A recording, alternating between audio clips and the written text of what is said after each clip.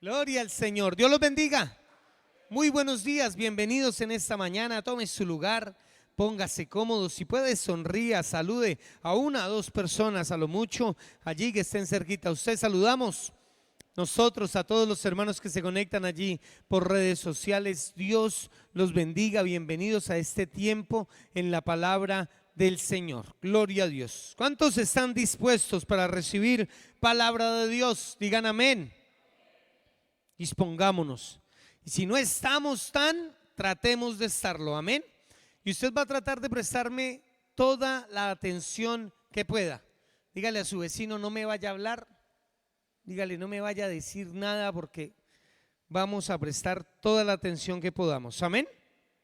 Gloria a Dios. En el primer libro, en el de Génesis,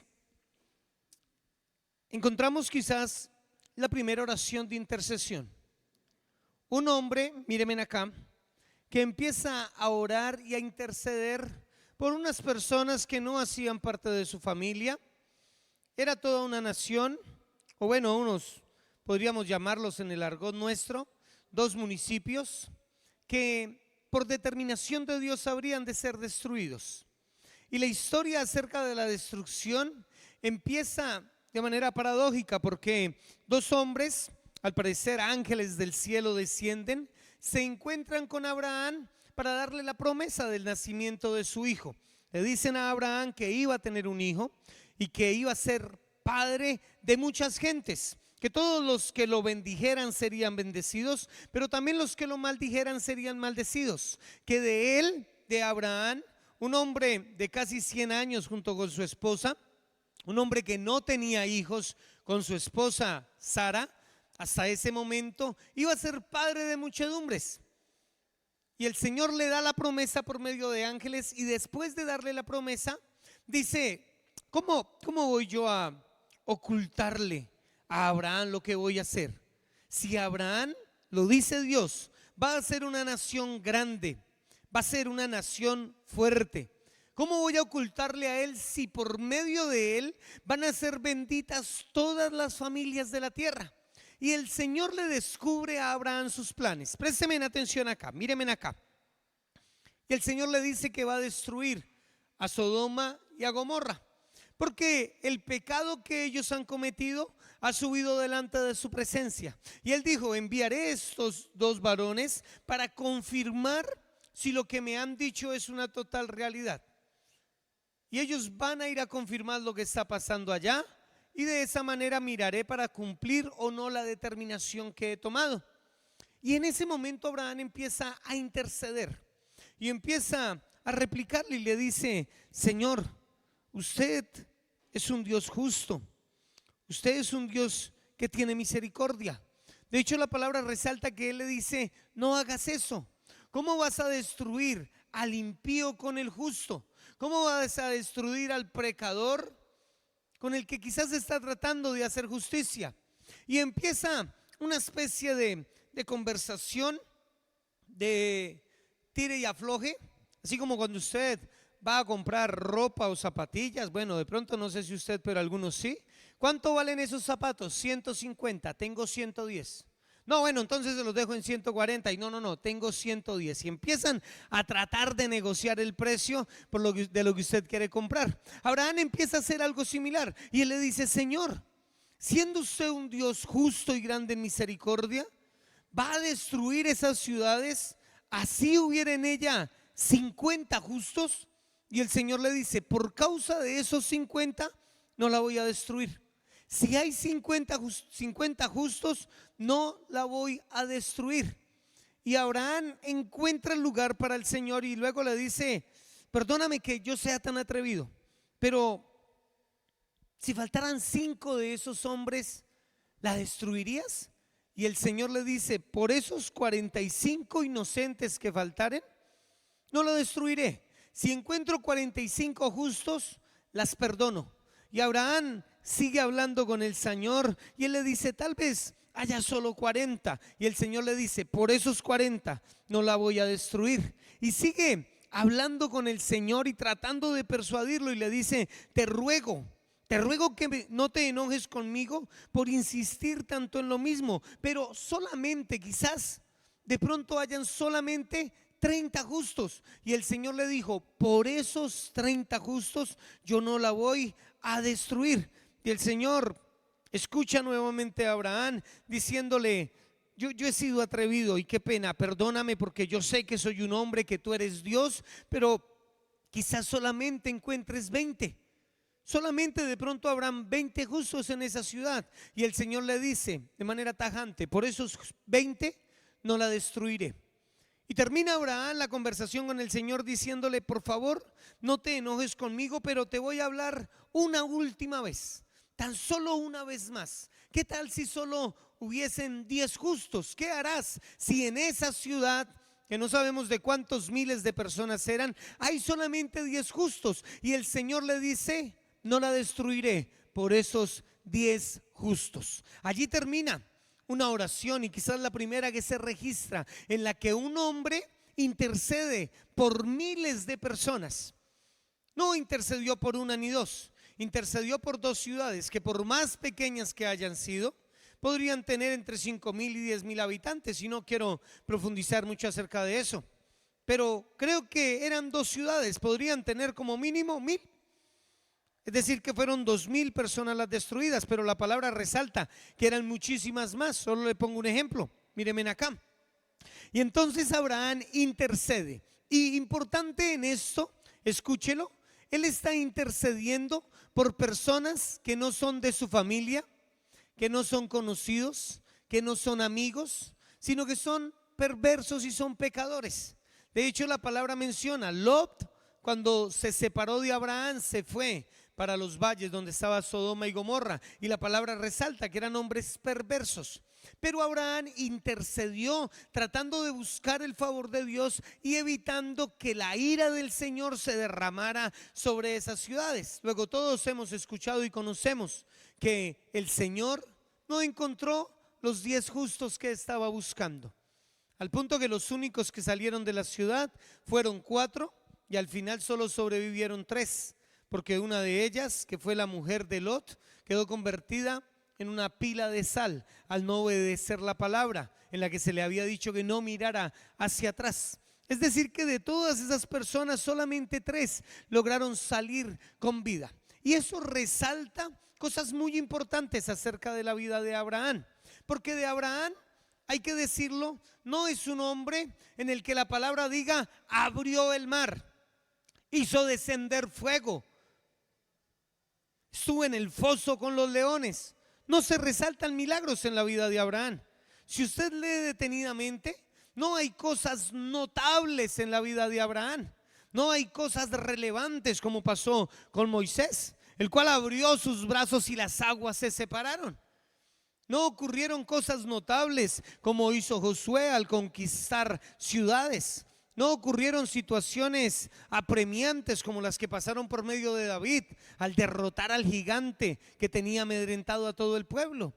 Pero lo único que se resalta de él es la capacidad, y la gran capacidad, diría yo, de obedecer, de hacer caso, de decir sí Señor o no Señor. El Señor le daba una instrucción y de inmediato la cumplía. Vamos a la palabra, Génesis capítulo número 12. Génesis capítulo número 12, léalo conmigo. Versículo número 1, dice la palabra: pero Jehová había dicho a Abraham, vete de tu tierra y de tu parentela y de la casa de tu padre y de la casa, a la tierra que te mostraré. Y haré de ti una nación grande, te bendeciré y engrandeceré tu nombre y serás bendición. Bendeciré a los que te bendijeren y a los que te maldijeren maldeciré. Y serán benditas en ti todas las familias de la tierra. Y después del Señor darle la palabra a Abraham, escuche lo que dice el verso 4. Se fue Abraham como Jehová le dijo, y Lot fue con él. Y era Abraham de edad de 75 años cuando salió de Harán. Pare por un momento y míreme acá, porque Abraham tiene una característica de la que carecemos muchos de nosotros, cristianos hoy en día. llenos del poder y de la gloria de Dios. ¿Cuántos dicen amén? Porque de muchos la palabra resalta que descendió sobre ellos el Espíritu Santo. Pero si usted lee la historia de Abraham, no lo va a encontrar. No va a encontrar que diga: y descendió el Espíritu de Dios sobre Abraham y él cumplió lo que el Señor le dijo que cumpliera. Abraham es llamado por la palabra el padre de la fe y amigo de Dios. Es un hombre que fue justo antes de estar la ley y es justo por lo mismo que usted y yo lo somos. Solo que nosotros somos justos por creer en Jesús, pero él fue justo por creer a la palabra del Señor. Y es que Abraham, a diferencia nuestra, no está pidiendo confirmación de absolutamente nada. El Señor se le aparece y le dice: vete de tu tierra y de tu parentela a la tierra que te mostraré. 75 años junto con su esposa, que quizás rodeaba la misma edad, sin hijos, y le dijo: haré de ti una nación grande. Pues si hubiera tenido unos 10 hijos diría: bueno, se van a multiplicar esos muchachos. Pero no tenía ni un solo hijo y tenía 75 años. Pero el Señor le dijo: salga de Harán. Y él dijo: sí, Señor, como usted diga. Organicen todo porque nos vamos. ¿Por qué? Le diría Sara: ¿qué pasó, viejo? ¿Por qué nos vamos? Nos vamos. Dios dijo que nos fuéramos. ¿Para dónde? No sé para dónde, pero él dijo que nos fuéramos. Cuando nosotros lo leemos por la palabra, quizás pasamos por encima de detalles que nos llevarían a ver a profundidad lo que pasaría. ¿Qué haría usted? No vamos a dejar tirado, pero los cultivos no importa, Dios nos dará. Pero y el ganado llevaremos algunos. Pero la tierra que tenemos, no, Dios dijo que me va a bendecir. Dios dijo que me haría una nación grande. Y Sara le diría: viejo, mírese y míreme a mí.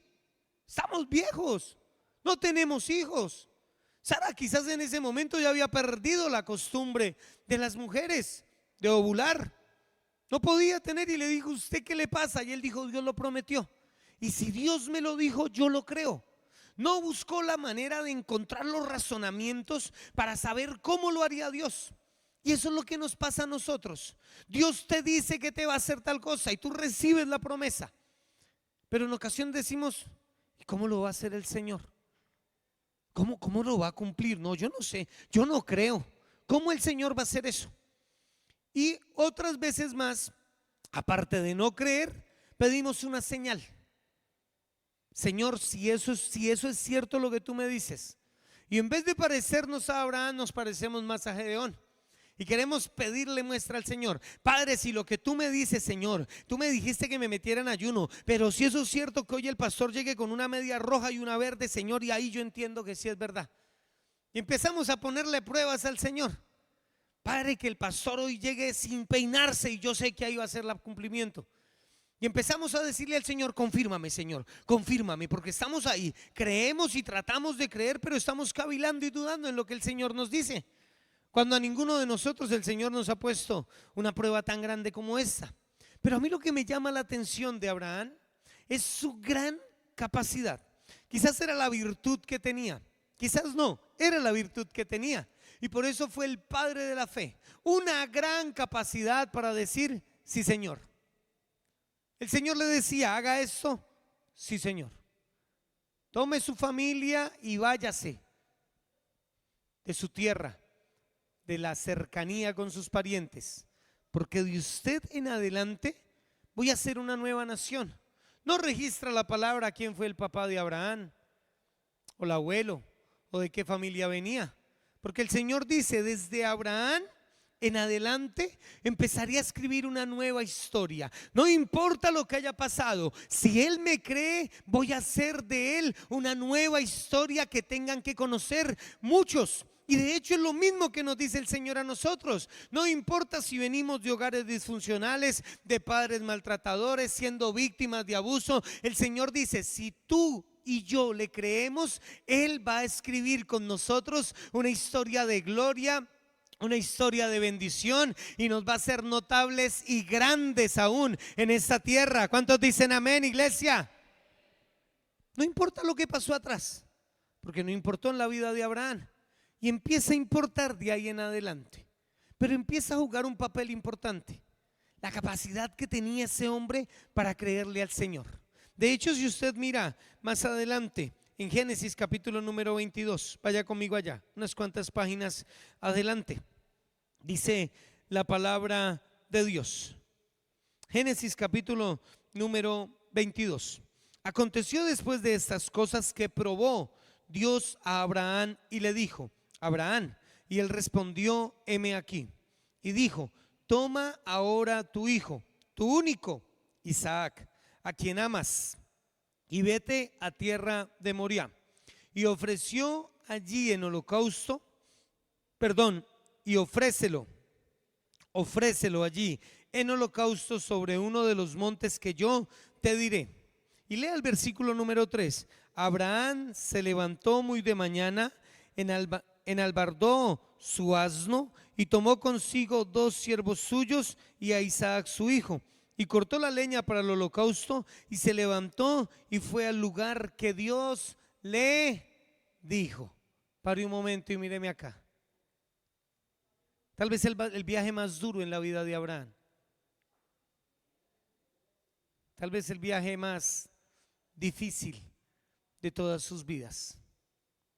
Abraham no se arrodilló a orar y le dijo: Señor, confírmame lo que tú me estás diciendo. Si es cierto lo que tú me estás diciendo, dame una confirmación. Que caiga un rayo, que a Sara se le queme el arroz, que pase algo, que ocurra algo, Señor. No, él no pidió ninguna confirmación. Dice que muy de mañana se levantó, quizás con un corazón triste, afligido, pero lleno de fe. Porque la palabra de Dios resalta que el pensamiento de Abraham era uno solo: yo voy a sacrificar a mi hijo, pero Dios tiene el poder para resucitarlo. Y por eso Abraham obedeció. La palabra resalta que Abraham creía que si él mataba a su hijo haciéndole obediente a Dios, el Señor tenía el poder para resucitarlo y para devolverle la vida. Y quizás hubo visos de pronto de incredulidad en algún momento en su vida, pero las determinaciones que él tomó fue creerle al Señor. Y eso hace que hoy en día, miles de años después, estemos hablando de un hombre que marcó una historia y empezó a escribir una nueva historia ante la presencia de Dios, del cual el Señor dice fue un padre de la fe. Un padre no, el padre de la fe.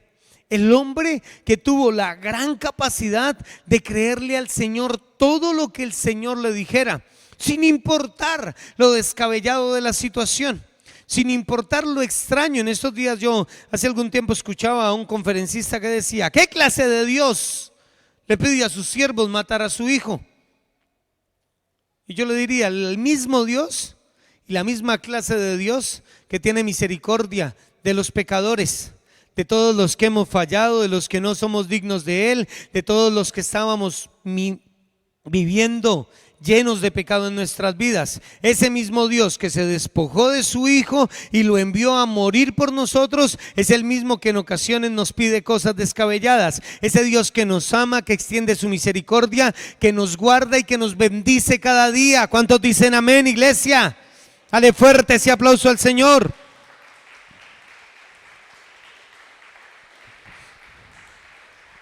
Entonces, Dios habla y Abraham obedece. Dios ordena y Abraham cumple. No cavila, no duda, no pide confirmación, escucha y obedece. No está esperando que alguien le dé ánimo y le diga: vamos que sí se puede. No, él sabía a qué Dios servía y no necesitaba nada más que tratar de conocer a su Dios, estar atento a lo que él le decía y cumplir lo que el Señor le decía. De hecho, la palabra en Santiago 2:23 dice: se cumplió la escritura que dice: Abraham creyó a Dios y le fue contado por justicia y fue llamado amigo de Dios. Ese título tan impresionante, fue llamado amigo de Dios. Lo resalta Crónicas, primer libro de Crónicas, lo resalta Isaías y lo resalta Santiago también.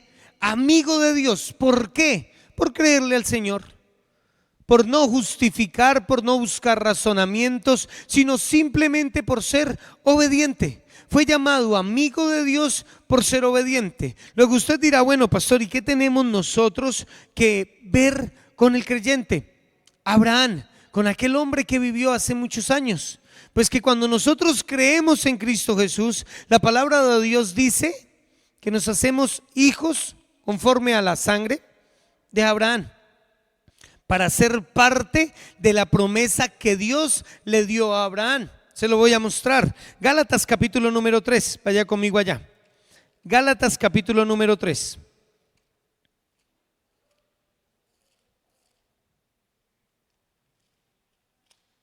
¿Está allí conmigo? Dice la palabra en el versículo número 6. Gálatas capítulo 3, versículo número 6. Dice el Señor: así Abraham creyó a Dios y le fue contado por justicia. Sabed por tanto que los que son de fe, estos son hijos de Abraham.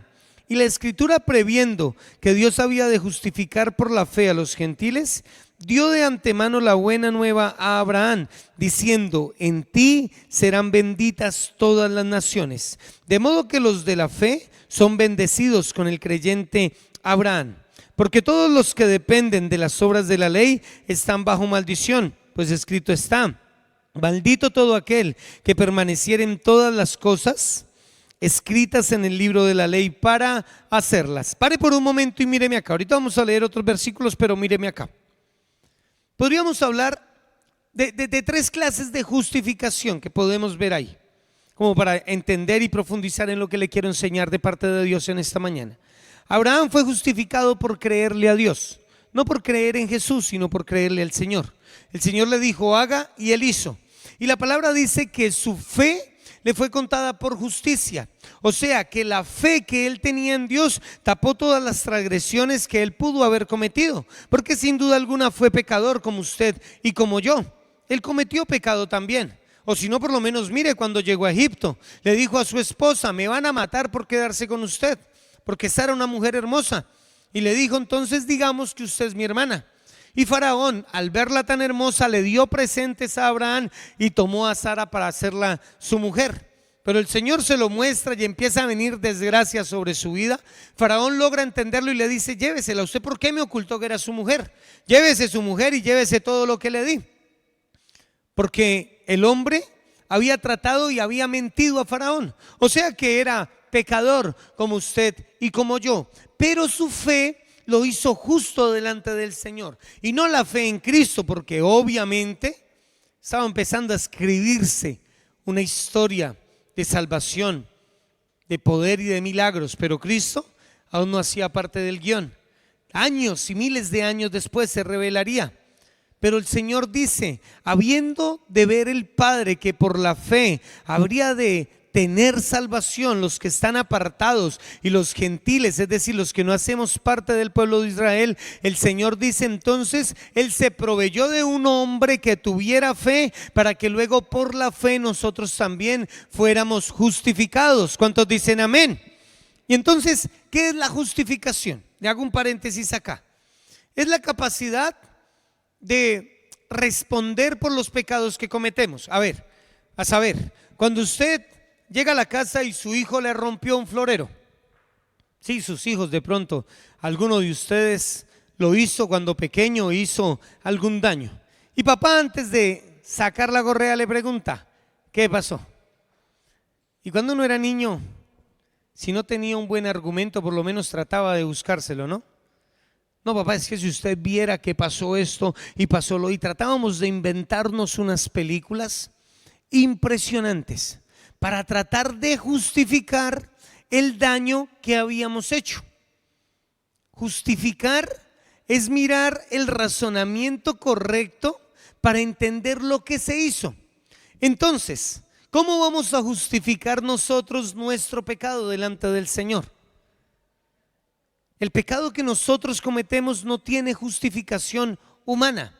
Es decir, usted no va a encontrar una buena excusa para decir: Señor, vea, yo fui mentiroso porque si no lo era me iban a echar.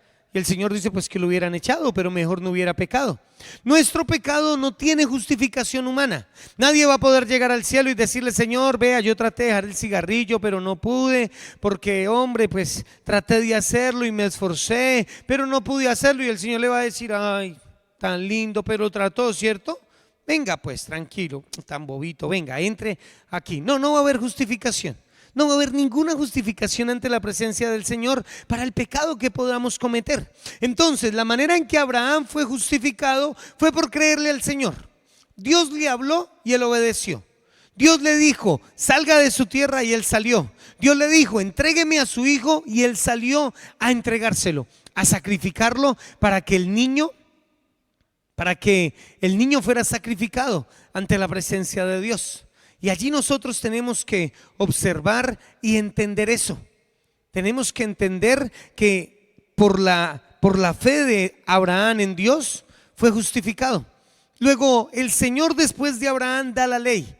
¿Y qué era la ley? Mandamientos, ordenanzas que establecían que para usted ser justo tendría que no transgredir esa ley. Es decir, el Señor decía, y conocemos los mandamientos, o los hemos escuchado, los más conocidos: no matarás, no cometerás falso testimonio, no hablarás mal, no, todos los mandamientos que el Señor nos da. Pero si alguien mentía, la palabra dice, se hacía transgresor de toda la ley. Es decir, que el que violaba la ley en un solo mandamiento se haría transgresor de toda la ley. Entonces, la segunda manera de ser justos era cumpliendo todo lo que el Señor había dicho. Pare de contar. Se tenía que cumplir los mandamientos, pero como nadie pudo, nadie fue justificado por la ley. Todos fueron pecadores porque todos, al conocer la ley, transgredieron. Es decir, que la segunda manera de justificación no pudo servir. Entonces el Señor envía a Cristo para que por medio de él ustedes y yo creamos. Y al creer en Cristo, nuestros pecados son justificados. Es decir, ya no tengo que buscar una buena excusa delante del Señor para decirle por qué pequé. Solo tengo que acercarme al Señor, tratar de permanecer en Él, porque es Cristo el que con su sangre preciosa limpia todos los pecados que yo haya cometido. ¿Cuántos dicen amén, iglesia? Dale fuerte ese aplauso al Señor. Entonces, la tercera manera y la más confiable, similar a la primera, por la fe.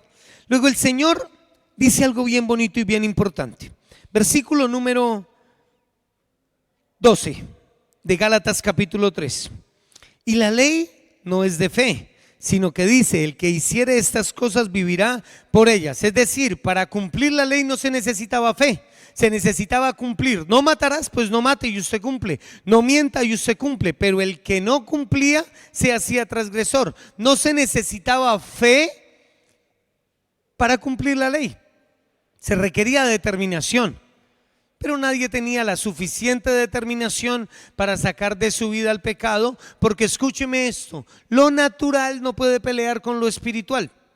La determinación natural del hombre no puede pelear con el pecado y con la naturaleza espiritual caída con la que nacimos todos nosotros por ser descendientes de Adán. Entonces viene el pecado impregnado en nosotros, no hay determinación.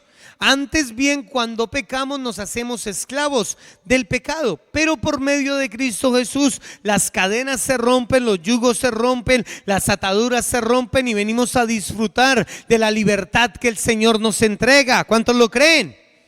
Y entonces dice el Señor: la fe no se necesitaba para la ley. Luego sigue diciendo el verso 14: para que en Cristo, verso 13. Discúlpeme, verso 13. Cristo nos redimió de la maldición de la ley, hecho por nosotros maldición, porque escrito está: maldito todo el que es colgado en un madero, para que en Cristo Jesús la bendición de Abraham alcanzase a los gentiles, a fin de que por la fe recibiésemos la promesa del Espíritu Santo. Léalo nuevamente el versículo número 14: para que en Cristo Jesús la bendición de Abraham alcanzase a los gentiles, a fin de que por la fe recibiésemos la promesa del Espíritu Santo. Pare por un momento y míreme acá, porque quiero tratar de explicarle de la mejor manera esta transición que nos muestra el Señor. Abraham creyó, pero luego vino la ley y por la ley fallamos. Aparece Cristo. Y por medio de Cristo, por medio de la fe en Cristo, nosotros nos hacemos hijos de Abraham en cuanto a la carne o a la descendencia. Es decir, que si usted le preguntan su genealogía, ¿dónde empieza? Usted diría, desde Abraham. Yo perdí la cuenta, pero empiezan Abraham.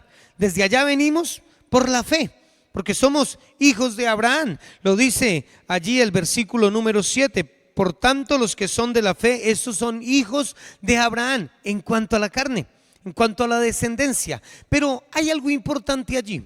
Abraham creyó y fue obediente, pero la palabra no resalta que el Espíritu de Dios estaba con él. Y por eso el Señor se agradó tanto de que Abraham tuviera la gran capacidad de confiar y de creer a lo que el Señor le había dicho. Luego viene un bonus track con todo esto. Así como cuando usted va al supermercado y le dicen, si compra esa bolsa de detergente, le damos de promoción este tarro de blanqueador. Si usted compra esa estufa, le damos una vajilla. Y el Señor nos dice, si ustedes creen, primero que todo van a tener salvación y vida eterna. ¿Cuántos dicen amén? Pero la última parte del versículo 13 dice, por la fe en nosotros al creer vamos a recibir la promesa del Espíritu Santo en nuestras vidas. Es decir, de que aparte que creemos, viene alguien que es el Espíritu de Dios para morar en el creyente. Y aquí quiero que entendamos algo bien importante. Cuando los atletas hace algunos años participaban en competencias, lo hacían con cierta clase de ropa. Los nadadores, los corredores, los futbolistas, no había mucha tecnología y utilizaban cierta ropa. Usted mira algunos videos de hace algunos años y las camisas eran grandes, las pantalonetas, algunas cortas, otras más largas. La ropa no tenía mucha injerencia en lo que hacía el deporte. Pero cuando la tecnología fue avanzando, présteme atención acá, se fueron desarrollando prendas especiales que tenían una única finalidad. Escúcheme, era optimizar el rendimiento del deportista. Entonces, hacían que las prendas de vestir, o hacen hoy en día, cada vez hay más tecnología en los zapatos, en las medias, en la ropa interior, hasta los calzones tienen tecnología hoy en día. Los de los deportistas y los que ustedes de pronto y yo compramos también. Pero tiene una tecnología porque ¿cuál es la finalidad? Hacer que no le represente la mayor resistencia al aire o al agua y que trate de que el deportista pueda dar todo lo que tiene, que el deportista pueda dar todo lo que tenga, que el deportista pueda entregar todo su rendimiento para que pueda llevar a cabo la tarea que tiene que llevar. Y entonces las prendas de vestir optimizan el rendimiento del deportista, hacen que el deportista dé todo lo que tenga que dar, que por sus prendas o por su ropa o por lo que lleva puesto no pierda energía, vitalidad, no pierda tiempo ni pierda nada. Pues yo pienso que el Espíritu Santo es lo que la arropa a los deportistas, pero al creyente. Lo que la arropa a los deportistas es el Espíritu Santo al creyente. Y perdóneme que haga esa comparación, pero el Espíritu Santo es un optimizador para nosotros. Es alguien que nos da una cierta capacidad que no tenemos. Y es una promesa del Padre.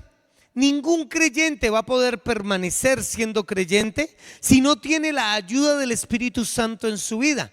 Abraham fue el padre de la fe y tuvo una gran capacidad para obedecer. Y quizás fue el único hombre sobre la faz de la tierra que tuvo esa capacidad.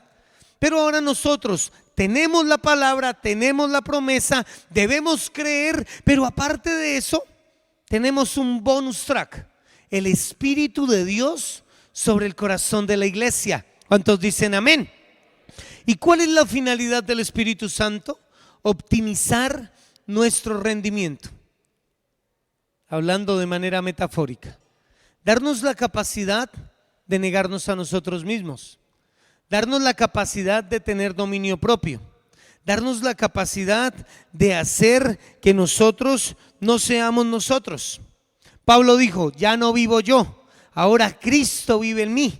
Cuando el Espíritu está en la vida del creyente, la vida del creyente tendrá que cambiar. Luego hay creyentes que no tienen ese optimizador, hay creyentes que no lo tienen. Pero antes de verlo por la palabra, yo le cuento de un hombre que sí lo tuvo. La palabra registra que Pedro y Juan eran pescadores.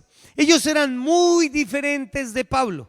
Cuando nosotros leemos la palabra, regularmente ponemos o no miramos ciertas características personales de los personajes. Pero Pedro era un hombre, haga de cuenta usted, una persona que trabajaba en la galería, sin desmeritar el trabajo. Esos que van con las carretillas cargando los bultos y los paquetes. Es un trabajo fuerte. No cualquiera puede hacer ese trabajo. Yo no sé, pero yo creo que yo lo hiciera por ahí en 1 hora, 2 horas ya estaría muerto. Hay tipos que llevan unas carretas grandísimas y es un trabajo de fuerza y es un trabajo bien, pero bien difícil. Hagamos de cuenta que Pedro era uno de ellos y Saulo, piense usted, era como una especie de abogado o de catedrático. Era una persona estudiada, había sido instruido, era una persona que leía, que estudiaba, que se preparaba. Y esa era la diferencia entre Pedro y Saulo. Cuando los vemos por la palabra los vemos iguales, pero no eran lo mismo. Pedro era un hombre del vulgo, era un hombre que no se preocupaba por vestir de manera adecuada para cumplir una cita, era un hombre que su trabajo era pescar, se la pasaban al alta mar y cuando llegaba a la casa la esposa le decía: vaya, cámbiese primero, porque olía a pescado hasta en el alma. Olía a pescado por todo lado. Yo me imagino que la esposa le decía: vea, vea, quítese la ropa allá afuera, porque llegó ese hedor a pescado. El tipo vivía entre el pescado. Él no se preocupaba por mantener bien vestido, por estar. Cosa diferente que sí pasaba con Saulo. Era un hombre que se preparó a los pies de Gamaliel, dice la palabra, era un hombre preparado. Pero ¿qué hizo el Espíritu Santo en la vida de Pedro? Pues hizo que él fuera optimizado para cumplir la función que debería cumplir, que él fuera capaz de hacer lo que el Señor quería que hiciera. Lea conmigo Hechos capítulo número 4, vaya conmigo allá, Hechos capítulo número 4.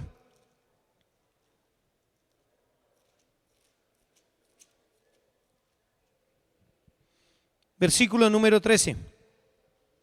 Amén. ¿Está allí conmigo? Dígame amén.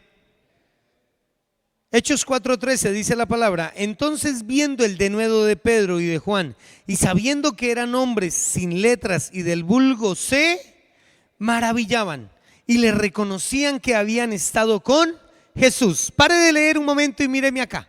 ¿Qué pasó con Pedro y con Juan? Decían: estos tipos, ¿quién les enseñó a hablar como están hablando? Porque los conocían, sabían quiénes eran. Pero cuando Pedro y Juan empiezan a hablar y cuando Pedro empieza a dar ese discurso, la gente quedó maravillada y diciendo: ¿y este qué le pasó? Le metieron un disco duro, le cambiaron el disco duro, ¿qué le ocurrió? Hay una película que me gustó mucho, la primera parte que se dio hace mucho tiempo, se llama Matrix. No sé si alguien la vio. Y era una gente que estaba ahí, que para salir de la Matrix los desconectaban, pero que cuando necesitaban aprender algo les conectaban como un cable por atrás y les decía al uno al otro: enséñeme o métame los comandos para aprender a manejar helicóptero. Y el otro de un computador y ¡puf!, se los metía. Y de una vez sabía hacer las cosas de manera instantánea. Pues algo similar a eso es lo que hace el Espíritu Santo en la vida del creyente. Empieza a aflorar y a optimizar las capacidades que el Señor ha puesto en nuestro corazón y empieza a hacernos más útiles delante de su presencia. Lo que de pronto no creíamos que teníamos, empieza el Señor a usarlo. ¿Por qué? Porque nos lleva a un nivel más adelante. Y es lo que hace el Espíritu Santo en la vida del creyente. La palabra dice que se maravillaban de ver a Pedro. Estaban maravillados de ver y decir: este tipo, ¿por qué habla de esa manera? Este tipo, ¿por qué hace las cosas de esa manera? Estaban atónitos de verlo como hablaba y el denuedo con el que predicaba la palabra. Luego hay algo importante, y es que también resalta la palabra que muchos de pronto no tienen ese optimizador. Y alguien dirá: pastor, pero yo he creído. Pero la palabra resalta que por lo menos allí mismo en Hechos capítulo número 8, lea el versículo número 14. Amén. Hechos capítulo 8, versículo número 14.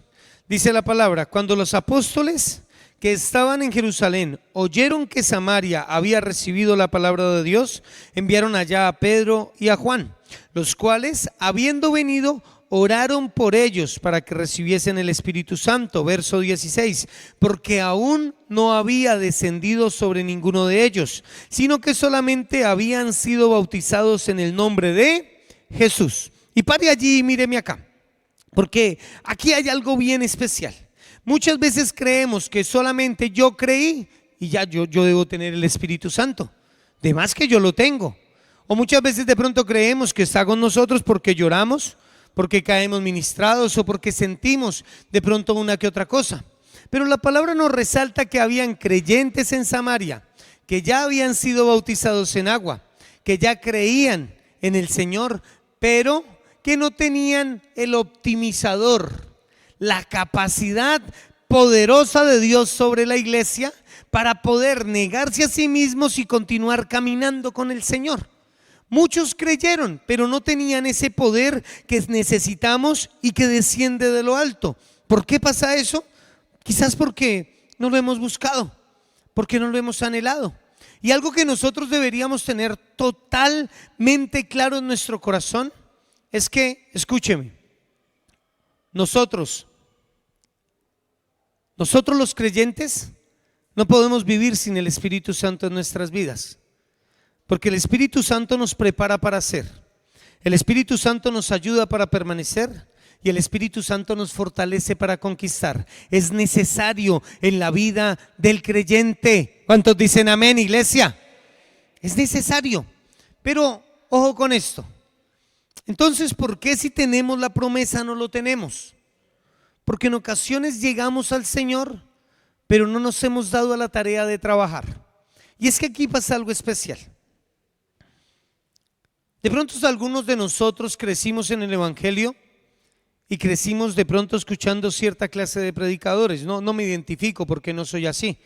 Pero algunos de nosotros de pronto en algún momento escuchó de gente que gritaba y que decía: Dios te va a bendecir, toma la promesa. Hay gente aquí que va a tener el carro, hay gente aquí que va a tener la casa, hay gente aquí que va a hacer esto, hay gente aquí que va a ir a las naciones. Reciban la promesa, reciban esto. Dios me dice que les diga que hay alguien aquí que va a hacer tal cosa. Y somos felices gritando amén. Parece que estuvieran repartiendo dulces. Amén, amén, amén. Y le decimos amén a todos, ¿cierto que sí? ¿Está mal, pastor? No, no está mal. Luego yo sí le hago un paréntesis y yo tengo mucho cuidado de decirle a alguien Dios me dijo, porque cuando yo tiro bendiciones al aire pues puede caer sobre cualquiera. Yo he orado para que los hermanos consigan trabajo y no oré por nadie en específico. Y alguien dice: pastor, usted oró por mí para que yo recibiera trabajo y me salió trabajo. Y yo digo: gloria a Dios. Pero yo no oré por usted, yo oré por toda la iglesia. Cuando yo le diga a usted que Dios me dijo es porque sin duda alguna Dios me lo dijo, pero yo sé la responsabilidad que tengo. Yo les estoy dando esta palabra porque es la palabra que creo que Dios me dijo que les diera. Pero difícilmente yo me voy a acercar a usted a decirle: hermano, Dios me dice que te diga que siembres para el televisor, que estás bendecido. Entonces Dios me dice que te diga que si siembras Él te va a dar un carro nuevo. Porque allá afuera hay muchos que fueron cristianos y que están viviendo frustrados por alguien que les dijo: Dios me dijo que te dijera que pactaras, y esa persona hizo el pacto y Dios no le cumplió. Y Dios diciendo: pues yo no he hecho ningún pacto con usted, el que hizo el pacto con usted fue el pastor. Yo en ningún momento le dije a él que le dijera eso. Y yo siento en mi corazón una gran responsabilidad. Por eso nunca, aún con algunas personas que he hablado y en algún momento que he confrontado cosas, yo no le he dicho: Dios me dice que esto. Yo le digo: yo he sentido en mi corazón esto. Hace algún tiempo hablaba con alguien y le decía: yo siento en mi corazón que usted tiene esta situación en su vida. Yo lo siento, no sé si estoy equivocado, lo siento. Y esa persona me dijo: sí, pastor, eso es real, yo soy así. ¿Qué hago para cambiar eso? Pero yo me cuido mucho de estarle diciendo a la gente: Dios me dice, hermano, que no. Yo tengo mucho cuidado porque es una gran responsabilidad la que me ha dado el Señor al prestarme sus oídos para darle palabra. Yo no quiero utilizar la palabra para chantajear a nadie. Ya en estos días, si Dios permite, van a ver el televisor ahí puestecito, dentro de muy pronto, con la ayuda de Dios. Y a nadie chantajeé para decirle: hermano, usted está bendecido, Dios me dijo que siembre. No, yo les he dicho: siembren, porque es un principio de Dios, el que siembra cosecha. Pero no he tratado de utilizar la palabra para chantajear a nadie. El problema es que el afán de tener bendiciones y de obtener las cosas nos quiere hacer tomar atajos y no vivir el rigor de la obediencia delante del Señor. Y por eso es que en ocasiones caemos en esa clase de cosas. Tranquilo, yo también en algún momento caí. Yo les he contado que en una ciudad llamada Tunja, en cierta iglesia, estaba yo allá, me había cambiado de ciudad, había salido de Popayán, vivía en un municipio hermoso pero muy pequeño, en Tuta, en Boyacá. Y nos fuimos para Tunja, que queda a unos 20 minutos aproximadamente, la capital de Boyacá. Y fuimos a una iglesia de cierta misión a la que en ese tiempo pertenecíamos. Y cuando llegamos estaban como en una campaña evangelística. Era una iglesia no muy grande. Y había una buena cantidad de gente. Y había un profeta invitado ese día. Y el profeta al final dijo: quiero que todos los hombres, cabezas de hogar, pasen adelante. Quiero orar por ustedes. Quiero clamar para que Dios los bendiga y les abra puerta de bendición. Todos los hombres, cabeza de hogar, pasen adelante. Y yo bueno, pasemos adelante. Yo estaba empezando a caminar con el Señor. Llevaba quizás un año, año y medio de estar caminando, de creerle al Señor. Y yo pasé al frente y el hombre empezó a orar por cada uno de los hermanos. Y cuando llegó donde su servidor, me puso la mano. Y yo: Padre, lléname con tu poder, lléname con tu gloria. Y el hombre oró un momento por mí y luego guarda silencio, se me acerca al oído y me dice: te espero en la puerta para que me des 20,000 pesos. Y yo frené en seco en mi oración. Yo estaba orando: Padre, bendíceme, ayúdame. ¿Qué? Y me dejó seco. Me dejó parado en un limbo y yo quedé ahí y él siguió orando por otro y yo dije: ¿esto por qué? O sea, ¿por qué? ¿Qué está pasando aquí? ¿Esto funciona de esa manera? Y yo fui y se los di.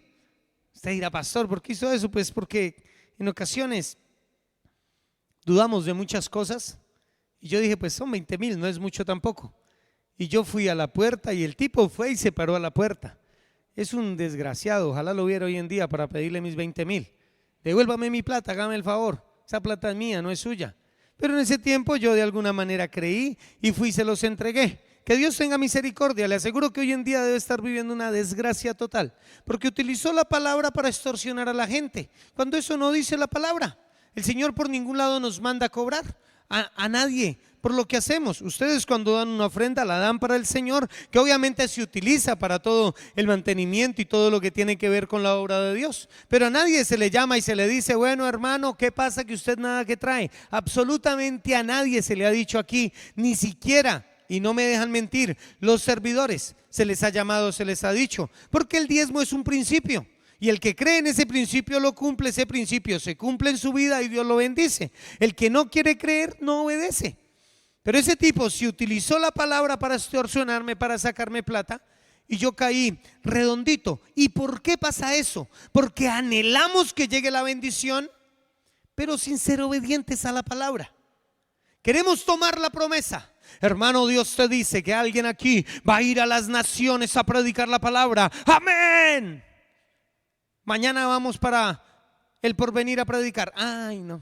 No, yo voy a las naciones, pero aquí en Santander mismo no. Cuando sea a las naciones me avisa. Y el Señor dice: no, usted tiene que aprender a ser obediente en lo poco para poder ponerlo en lo mucho.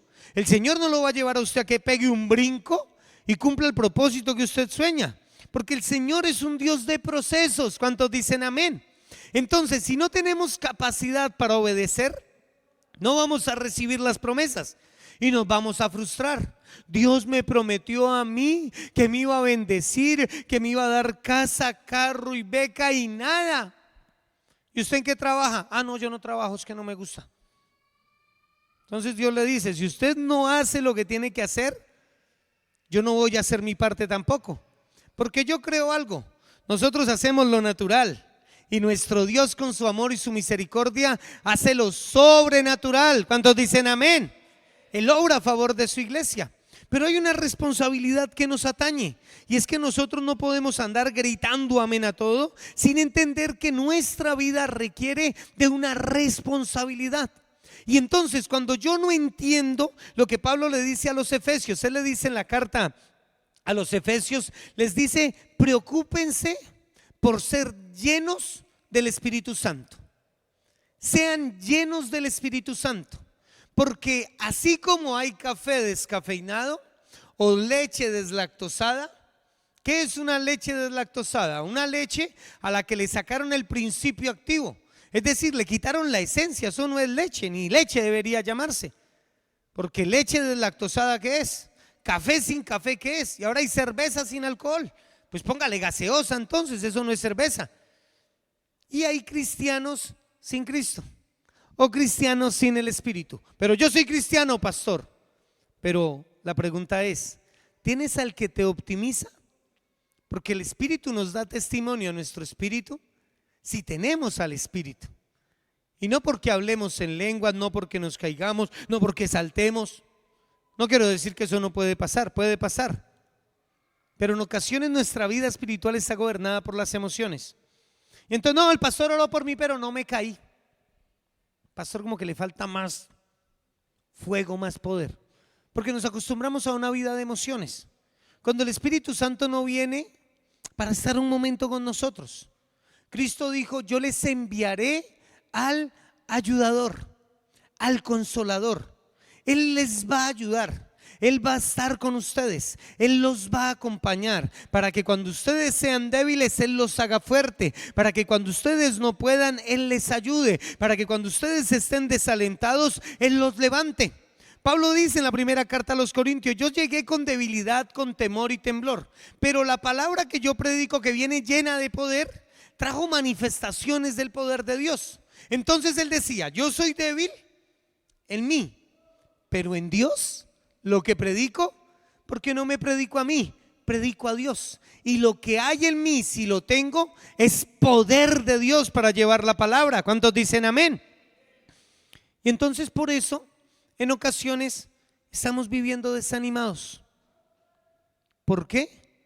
Porque somos cristianos descristianizados, cristianos desespíritu santos, cristianos sin el Espíritu Santo en nuestra vida. Pastor, pero yo, ¿por qué no puedo?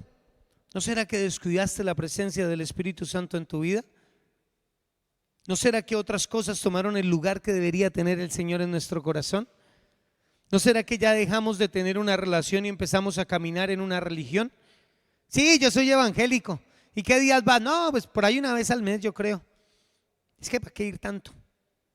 Y nos acostumbramos a la religión y olvidamos la relación, y dejamos al que nos ayudaba a hacer todas las cosas de un lado, y somos cristianos sin Cristo, así como café sin cafeína, cristianos sin Cristo, que la gente dice: oiga, ¿y ese no que es cristiano?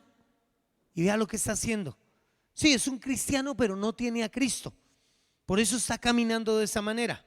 De hecho, Cristo lo dice: ustedes creen ser algo, les dice a esos, pero al final no son nada, porque creen que son cristianos, pero quizás se enfriaron tanto espiritualmente que no entienden que el Espíritu Santo no está en sus vidas.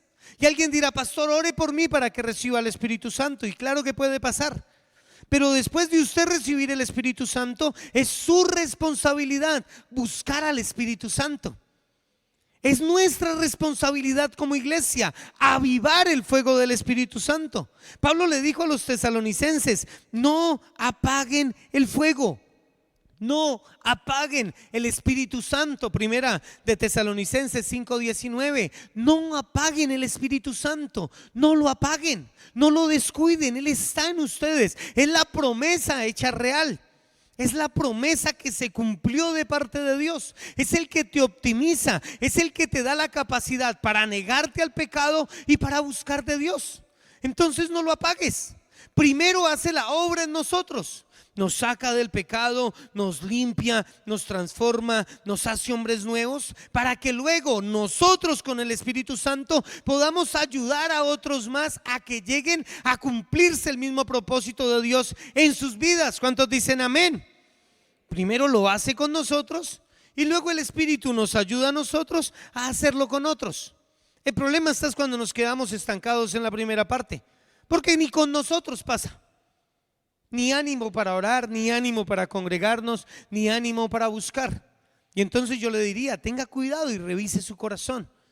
Tenga cuidado y revise su vida. No sea que usted sea uno más de los cristianos descristianizados. Cristianos que no tienen a Cristo. Cristianos que de pronto solo tienen el nombre. Cristianos que no avivan el fuego de Dios. Cristianos que no buscan la gloria de Dios. Porque el Espíritu Santo de Dios viene sobre la vida del creyente con un único propósito: cumplir lo que Dios ha determinado para nosotros. Y se lo voy a mostrar.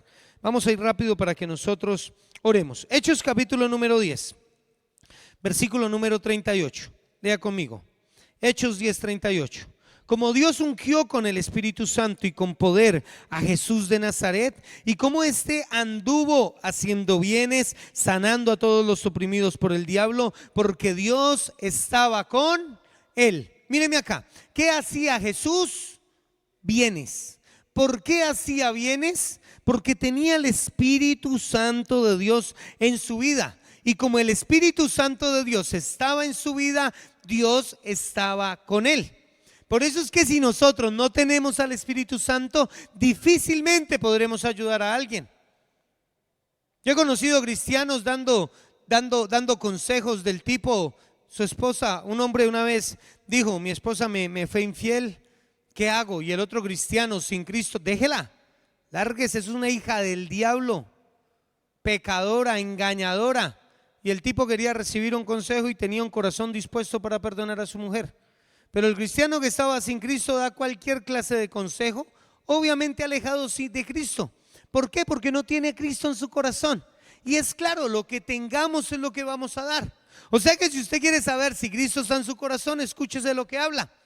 Escuche sus conversaciones con personas que no son cristianas, con sus compañeros de trabajo, esos que no saben de pronto que usted es cristiano. Escúchese cómo habla usted cuando está con ellos y usted va a saber si tiene o no tiene a Cristo en su corazón. Eso es así de sencillo. No se mire aquí en la iglesia, porque aquí en la iglesia todos somos santos, pero el problema es cuando usted conoce a otro en verdad. Claro, si usted le pregunta los errores que yo tenga a mi esposa, ya se los puede enumerar toditos, pero si se los pregunta a uno de los servidores, va a decir, pues hasta ahora no le he visto de pronto muchos al pastor. Porque cuando conocemos a alguien es que lo distinguimos profundamente, sabemos lo que tiene. Y es lo que Dios quiere que nosotros hagamos con referencia al Espíritu Santo. El Espíritu Santo de Dios no es poder de Dios para los pastores, para los servidores o para los evangelistas. El Espíritu Santo de Dios es poder de Dios para toda la iglesia. ¿Cuántos dicen amén? ¿Para qué, pastor? ¿Para que yo también vaya predicando? No solo para eso, para que en lo que tú hagas a diario se vea el Señor en tu vida. Pastor, es que yo trabajo en un montallantas, pues despinchando llantas, que se vea Cristo en tu vida. Pastor, yo barro calles, pues que cuando barras calles se vea al Señor en tu vida. Es poder de Dios en la vida de la iglesia para que donde la iglesia vaya se glorifique el nombre del Señor y que los que no lo conocen puedan ver a Dios a través de tu vida. ¿Cuántos dicen amén, iglesia? Y eso es lo que hace el Espíritu Santo, optimizarnos para hacer la tarea, optimizarnos para hacer la labor. Pero muchas veces nos descuidamos tanto que ni siquiera nosotros mismos podemos sacar a flote una vida espiritual. Estamos casi que ahogándonos, porque salimos ocasionalmente y tomamos un poco de aire y todavía resisto un poquito más. Pero si no tomamos consejo, esas bocaradas de espiritualidad que salimos a tomar, escúcheme, se van a acabar. Y en algún momento dejarás la búsqueda, la poca búsqueda que puedas tener de Dios en tu vida. El Espíritu Santo es necesario para la vida de la iglesia. Todos nosotros deberíamos buscar y anhelar la presencia del Espíritu Santo, porque Él tiene dones, capacidades y el Señor lo ha dado para que nosotros hagamos y cumplamos su propósito. Juan 20:21 dice, como me envió el Padre, así también yo os envío. Así que para lo que el Señor nos envía, que es para mostrar su gloria, ¿qué necesitamos? Al Espíritu Santo de Dios. La promesa se cumplió por Abraham, el cual creyó, y también se ha cumplido en nosotros, los que hemos creído. Pero no solo basta creer, porque la palabra dice que los demonios también creen y tiemblan. Tú no necesitas que alguien más te dé ánimo. Tú no necesitas que alguien más te dé el empujoncito. Tú necesitas que el Espíritu Santo gobierne tu vida. Ustedes y yo lo que necesitamos es que el poder de Dios esté sobre nuestra vida. Eso es lo que en realidad necesitamos. Eso es lo que en realidad deberíamos anhelar. Porque cuando el Espíritu Santo viene sobre la vida de la iglesia, hay palabra de sabiduría, hay palabra de ciencia, hay fe, hay dones, hay milagros, hay profecía, hay discernimiento de espíritus, hay diversos géneros de lenguas y hay interpretación de lenguas. Es decir, se ve la gloria de Dios en medio de la iglesia, y esos dones son para toda la iglesia. ¿Cuántos dicen amén? No son para unos pocos. Pero ¿qué es lo que pasa? Que rezamos, menguamos y descuidamos la búsqueda del Espíritu Santo. Y está totalmente apagado en la vida de muchos. Y si descuidamos eso que nos optimiza y nos hace capaces de agradar al Señor, vamos a quedar sin el Espíritu en nuestra vida.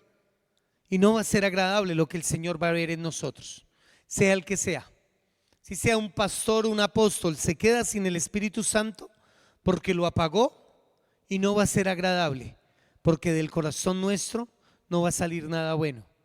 Así es de que el llamado del Señor para nosotros está al final en Lucas. Leámoslo y quiero que los hermanos de la alabanza se preparen para que oremos.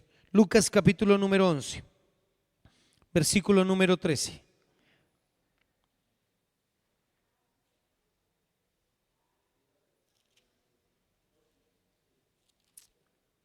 ¿Está allí conmigo? Dígame amén.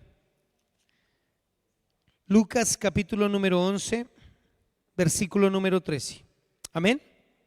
Pues si vosotros, siendo malos, sabéis dar buenas dádivas a vuestros hijos, ¿cuánto más vuestro Padre Celestial dará el Espíritu Santo a los que se lo pidan? Miren, ven acá. No importa si venimos caminando sin Él. Y no importa, porque lo que pasó desde ese momento hacia atrás ya no lo podemos cambiar. Ya no podemos hacer nada por lo que descuidamos o por lo que dejamos tirado. Ya no podemos hacer nada para cambiar lo que ya pasó. Pero el Señor dice que si nosotros, siendo malos, lo pedimos, el Padre nos lo va a dar. Porque Él no solo dice que si somos malos damos a nuestros hijos, también si lo pedimos no se pierde la condición de malos. Somos malos, y lo que quiere el Señor es que no contristemos. Mire, ven acá, no entristezcamos y no apaguemos el Espíritu Santo, porque sin Él, iglesia, no podemos ser iglesia. Sin el Espíritu Santo los hijos de Dios no pueden ser hijos de Dios. Sin el Espíritu Santo los redimidos no serán redimidos, porque no permanecerán en la redención. Sin el Espíritu Santo en la vida de la iglesia nos va a quedar el camino de para arriba, y lo más probable es que nos devolvamos y que terminemos nuevamente en el mundo haciendo lo que otro tiempo habíamos dejado.